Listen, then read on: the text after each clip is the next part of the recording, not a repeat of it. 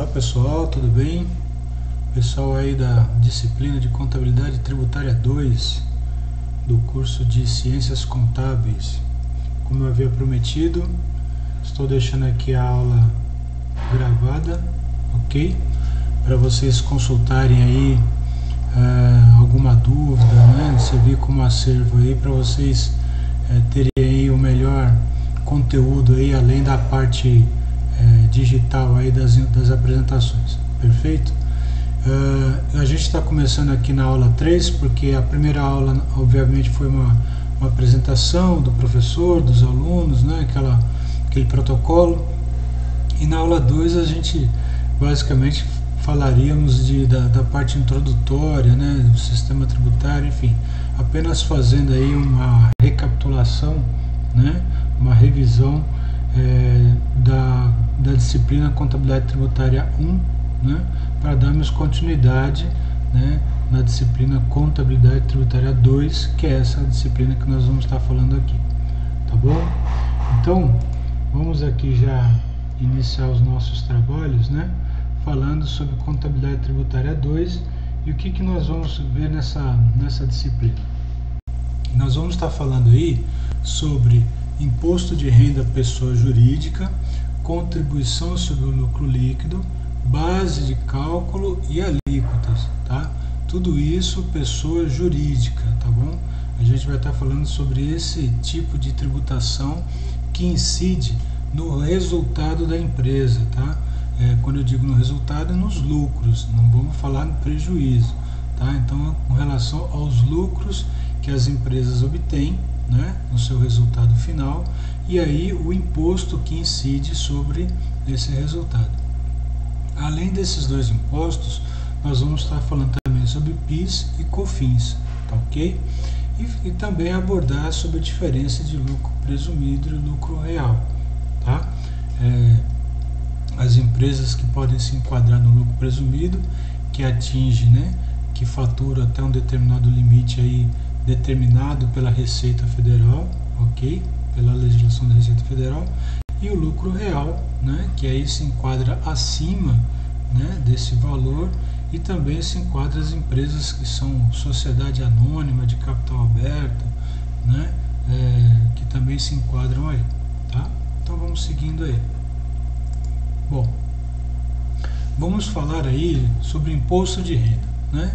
Os aspectos contábeis. O que a gente pode já dizer aí nesse slide? Olha, o encargo com imposto de renda ele deve ser reconhecido e contabilizado no próprio mês do lucro que se refere, embora ele seja pago no mês seguinte. O artigo, né, 184 da Lei 6.404 diz? Olha, o imposto ele tem que ser apurado dentro do mês do lucro, tá? Ou seja, dentro do período que ele está se referindo. Porém, o pagamento só será feito no mês subsequente, ok? Então, a referida lei ela também cuida desse mesmo assunto em outros artigos, como está dizendo aí no destaque, né? O artigo 187, que trata das demonstrações, né, do resultado do exercício, né? Quando fala lá, né, destaca lá as despesas que são lançadas antes do lucro líquido do exercício, tá bom? Então, só para destacar aí, nos aspectos contábeis que a gente vai estar falando, né, qual o momento deve ser apurado, né, o respectivo imposto, né, sobre o resultado, sobre o lucro da empresa, tá? E o recolhimento, obviamente, é só no período ou no mês seguinte, tá?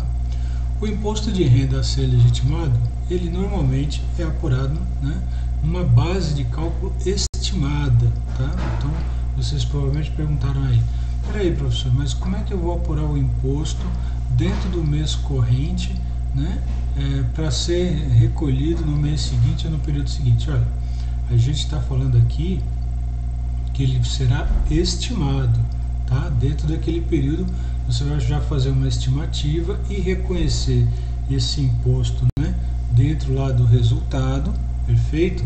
Para que no mês seguinte ele seja recolhido. Porém, o que diz aí também no slide?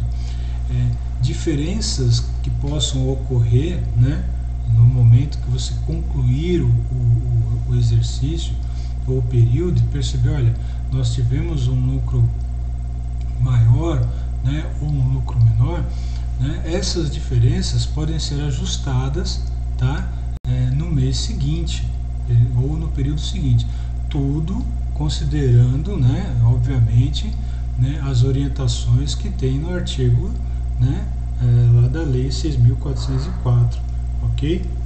Por isso que ainda temos aí um demonstrativo, né, que a gente fala que é o LALUR, né, que é o livro o livro acumulado de lucro, né, e resultados da empresa. Então, tudo isso contribui nesses ajustes aí que podem ser, né, considerados e ajustados no mês seguinte, tá bom?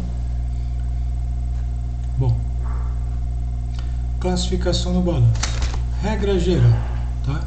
No balanço de publicação, o imposto de renda, né, a pagar deve ser apresentado destacadamente e não engloba com outros passivos.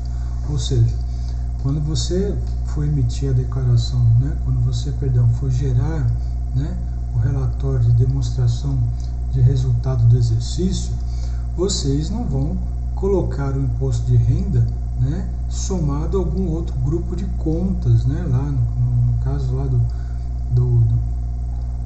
balanço ou, né, da demonstração de resultado do exercício, vocês não vão somar isso, né, incorporar isso a algum outro grupo de contas, não, tem que estar destacado lá, ok? Imposto de renda, tá bom? No final de cada período tem que estar lá, né, considerando as adições e as exclusões que a gente vai ver na próxima aula, né, tem que ser destacado, tá? Imposto de rendas ou pessoa jurídica, tá bom? Seguindo, né, no plano de contas, tá? No plano de contas, como eu havia dito no slide anterior, quando você vai emitir, né, a demonstração de resultado do exercício e o balanço patrimonial, a conta, né, não pode ser incorporada em outros grupos, ela tem que ser destacada. E como é que ela pode ser destacada? Ela pode ser destacada, né? Imposto de renda a pagar, ok? Dentro do balanço, né? Ou no caso da DRE, né, imposto de renda, né, IRPJ, e imposto de renda diferido. Esse imposto de renda diferido, tá, é aquilo que nós falamos anteriormente com relação a possíveis diferenças, pequenas diferenças, né, que podem ter ocorridas na hora da apuração, que é uma apuração prévia para recolhimento, e depois da conclusão, né, do exercício, ter alguma diferençazinha lá para ser ajustada, né? Então isso vai dentro do imposto de renda diferido. A mesma regra cai para a contribuição social, tá? A conta a ser destacada no balanço é contribuição social a pagar e obviamente na DRE contribuição social, né, ou contribuição social paga, ok? E se tiver algum ajuste, alguma coisa, destaca como contribuição social diferida, tá bom? Reduções do imposto por incentivos fiscais. O que a lei trata quando há, né, incentivos fiscais para que seja deduzido, para que seja aí, amortizado, vamos dizer assim, né, na apuração do imposto de renda a pagar, tá? Pela legislação fiscal, as empresas têm direito de utilizar parte do imposto, né, para pagar ou para aplicar em fundos de investimento do governo, tá bom? Não é qualquer fundo de investimento, ok? Tem que ser fundo de investimento, tá? Fundo de investimento do governo, perfeito? Voltando lá, tá? Então, fundo de investimento do governo, tá bom? Esse tipo de fundo que tem que ser investido aí, tá ok? Então, o que pode acontecer aí, né? A lei permite que, por exemplo, olha, ao invés de você recolher o imposto, né, você vai pegar parte desse imposto e pode aplicar nesses fundos de investimento, que obviamente é uma maneira que o governo também tem, né, de fazer arrecadações, tá, desses tributos aí. Só que, claro, né, nesse caso aqui, o fundo de investimento você vai depois resgatá-lo, né, resgatá-lo. Então, olha só, a parcela do imposto destinada ao incentivo fiscal, ela tem que ser tratada como reserva de capital, tá? Então, como é que se trata isso? O tratamento contábil aplicado a isso, né? Vai debitar o resultado do valor bruto do imposto, né? E vai acreditar no passivo do lado, né? No balanço do lado do passivo, o mesmo valor do imposto de renda, tá? E como é que ficaria isso? Vamos lá.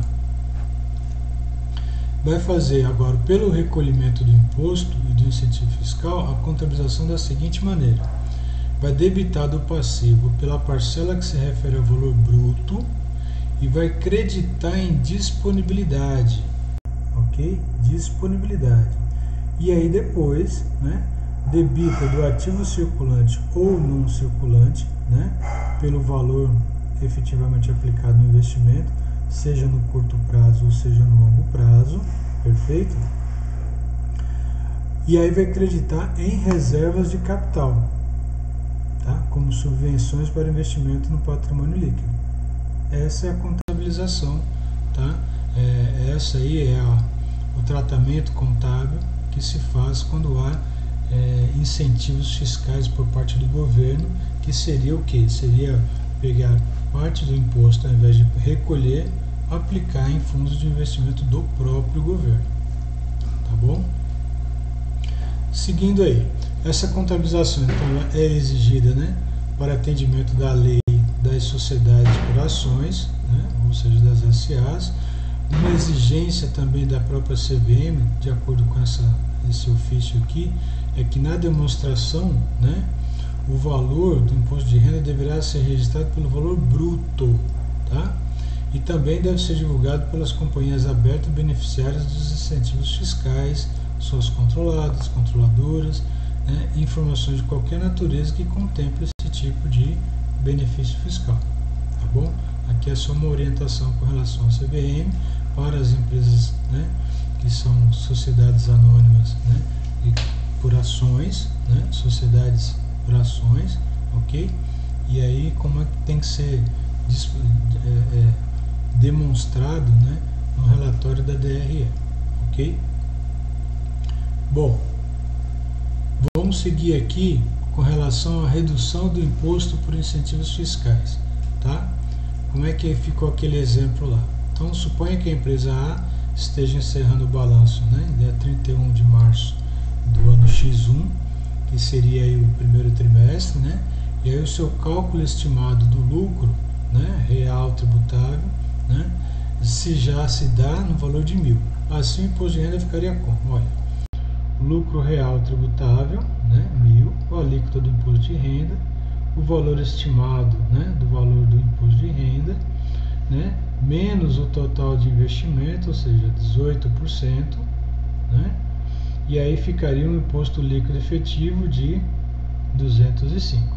Tá? Isso aqui seria o exemplo para contabilização, tá bom? E aí, né, se fosse demonstrar isso, né, num razonete ou no razão, né, como é que ficaria isso aqui? Ó? Pelo imposto de renda no mês, as despesas do imposto de renda seriam os 250 a débito, né, e o imposto de renda a pagar a crédito 250, né, do jeito que a gente viu aqui, perfeito?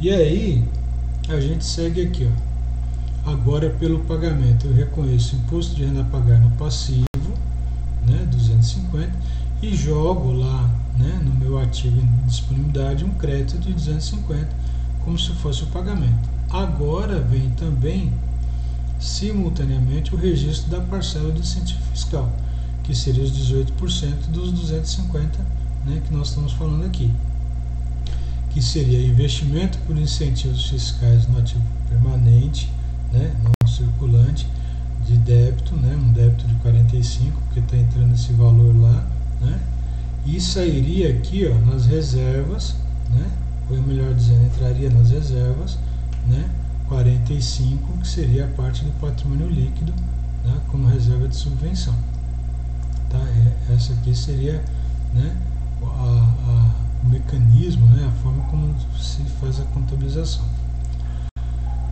Lembrando que, né, no caso aí de opção pelos incentivos fiscais no decorrer do ano, a parcela respectiva ela é recolhida a favor do fundo escolhido, separadamente do imposto de renda.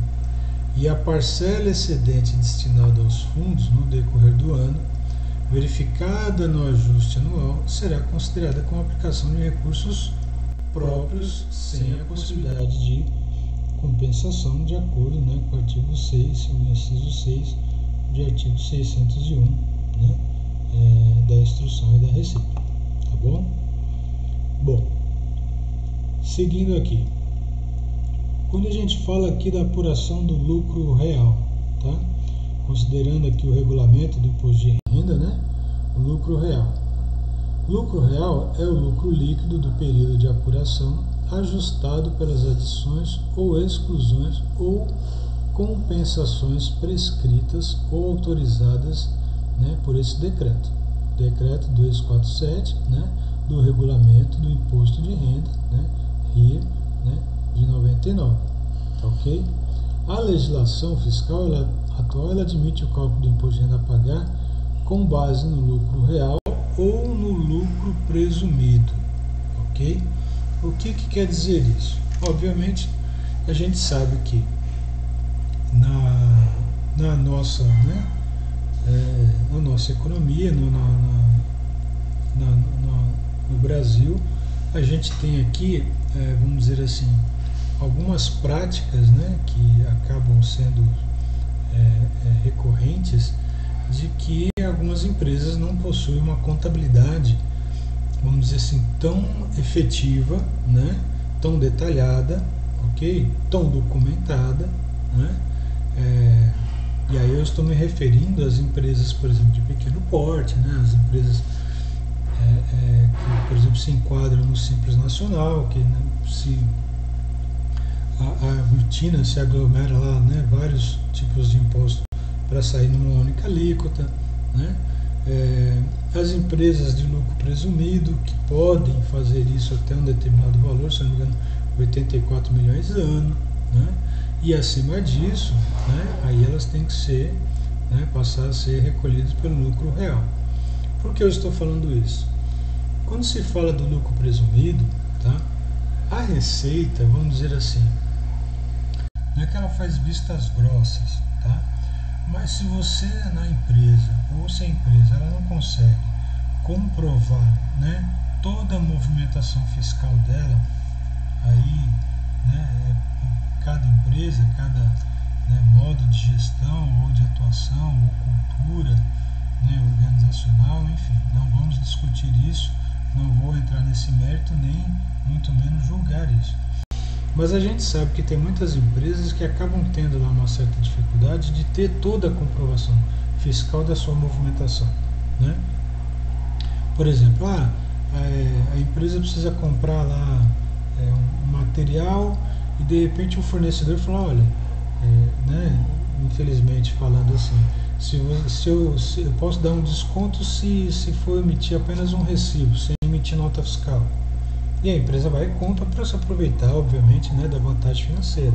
Só que depois, como é que faz a contabilização dessa informação sem essa documentação, né? Sem essa nota fiscal? Fica difícil, concorda? Fica difícil. Então, ou empresas de pequeno porte que, né, costumam muito ferir aquele princípio da entidade, né? Ou seja, olha, tem que haver uma separação do que é patrimônio pessoal dos sócios com patrimônio, né, da empresa. Então, sempre há esse tipo de mistura. É uma prática comum, né, que acaba sendo corriqueiro, mas que lá depois na contabilidade o contador tem que ficar fazendo, vamos dizer assim, certas manobras para poder fazer e encaixar tudo isso dentro do balanço contábil da empresa, tá? Então, obviamente, acredito eu, né, pensando nisso, a Receita Federal disse o seguinte, olha, se você não tem condições de fazer toda a apuração corretamente, enfim, né, vamos fazer o seguinte, eu vou definir aí, né, que até 84 milhões, que é o valor atual, né, você pode optar como lucro presumido, né, o recolhimento do imposto de renda. Ou seja, Receita Federal, está ditando quanto você está, né, obtendo de lucro, né, naquele período.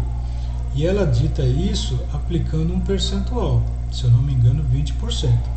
Então ela vai dizer o seguinte: olha, do seu faturamento líquido, 20% é lucro, mesmo que não seja, né? Que aí, como eu falo, entra na questão de fazer um planejamento tributário, uma organização, né, fiscal da empresa, né, uma reorganização, porque olha só, para a Receita Federal isso acaba sendo de certa forma cômodo, né? E para a empresa, né, para não ter problemas com a Receita, passa a ser oneroso, porque olha, vai taxar 20% do faturamento, né, o imposto de renda. E se a empresa, no final das contas, a hora que apurar lá o seu resultado, ela está tendo um lucro de 10%, ou seja, pagou o dobro do imposto, né? Ou pior, se ela teve prejuízo. Mas aí ela tem que comprovar isso de forma fiscal, né, documentada, mas ela não tem como, por isso que entra a questão de organizar direitinho a contabilidade, não fazer essas práticas aí de repente fazer vamos dizer assim, operações comerciais sem a devida comprovação fiscal, né, para tentar obter vantagens sobre a parte financeira. Isso é só uma observação, um pequeno alerta que eu coloco aqui, né? Se tem empresas que acabam fazendo isso e acham que não há problema, né, não sou eu que vou julgar e não cabe a mim esse tipo de fiscalização. Só estou falando dentro da experiência que eu já tive, né, em empresas de vários portes, vamos dizer assim. É comum acontecer isso, tá? É comum, principalmente em empresas de médio porte, né, que a incidência não é tão grande, mas as de pequeno porte a incidência é bem maior, tá? E aí o que acontece? Faz, né, uma apuração sobre esse lucro presumido, que pode sair muito mais caro para a empresa. Agora, o lucro real não. As empresas são optantes pelo lucro real, pode ter certeza que acho que 99,99% das empresas, elas possuem contabilidade interna, né, possuem um controle rigoroso da sua movimentação contábil, fiscal, com tudo documentado, seguindo, né, à risca toda a legislação, né, que impera sobre a apuração, né, e a contabilização da sua movimentação financeira.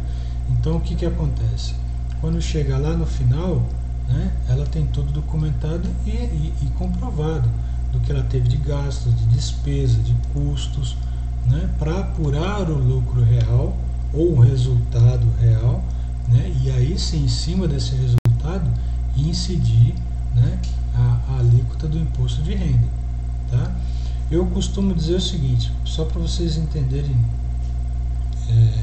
melhor aí. Imagina, você tem uma empresa que é pessoa jurídica, perfeito? Aí o que acontece? A pessoa física é muito semelhante à pessoa jurídica. Vocês, quando vão fazer a declaração de imposto de renda, né, todo ano, vocês não recolhem toda a documentação lá para que possa, né, ser lançada na declaração e aquilo que é permitido fazer as deduções, né, do imposto a ser recolhido, né, ou ser ressarcido pelo imposto que vocês já pagaram. A empresa tem que fazer a mesma coisa. Agora, se vocês não têm essa documentação, né, aí vocês fazem o quê? Fazem um simulado. Fazem um simulado naquela outra forma de declaração, né, que é simplificado e que de repente não precisa de tanta documentação para, né, pagar menos imposto ou para tentar ressarcir o imposto já pago. Mas isso provavelmente vocês fariam se vocês não tivessem toda a documentação comprobatória daquilo que vocês podem deduzir. Se vocês têm, obviamente vocês vão chegar lá e fazer a declaração completa, perfeito? A empresa, quando a gente fala do lucro real, é a mesma coisa, tá? O lucro real é quando vocês têm lá a declaração completa que vocês querem fazer com pessoa física, e o lucro presumido é quando vocês querem fazer, né, pela declaração simplificada, a declaração do imposto de renda de pessoa física, tá bom? Bom, seguindo aqui, acho que ficou bem claro e esclarecido aí nessa questão da apuração do imposto, tá? Bom, a apuração do imposto, então, dessa forma, né? Para calcular o lucro real é necessário conhecer o valor do lucro ou prejuízo líquido do período, e os valores devem ser acrescidos, né? Ou excluídos ou compensados desse lucro. Aí tem toda uma regra e tem uma relação do que pode ser excluído ou adicionado, que a gente vai falar na próxima aula, tá? No caso do lucro estimado, a base do percentual é fixada sobre o faturamento, como eu falei, né, no slide anterior. E aí que eu digo, olha, quando se faz um planejamento tributário, tem que levar tudo isso em consideração, né? Porque aí a empresa ela pode estar fazendo economias com relação à parte tributária, né? Se ela é optante pelo lucro presumido, e de repente poderia fazer toda uma reorganização na sua parte contábil, tá? Na documentação contábil, né, que tem dentro da empresa, para comprovar o verdadeiro ou o lucro real que tem que ser apurado, né, e tributado, tá bom? Bom, de acordo ainda com a legislação, né, a apuração do lucro ou prejuízo do período de apuração ela deve ser efetuada de acordo com o que estabelece na lei, né, conforme a contabilidade, lembrando e destacando que a base de cálculo do imposto de renda mensal é estimado, é a somatória dos valores, né, o resultado da aplicação percentual fixado sobre o faturamento mensal e outras receitas e ganhos de capital por inteiro, tá bom? Bom, eu acredito que deu para a gente fazer um resumo aí, né, sobre essa terceira aula, tá certo? E aí na próxima aula a gente entra com as adições e exclusões aí sobre a apuração do imposto de renda, tá ok? Então fica aqui o material, espero que ajude aí nos estudos, ok, pessoal? Então até a próxima aula. Obrigado, um abraço.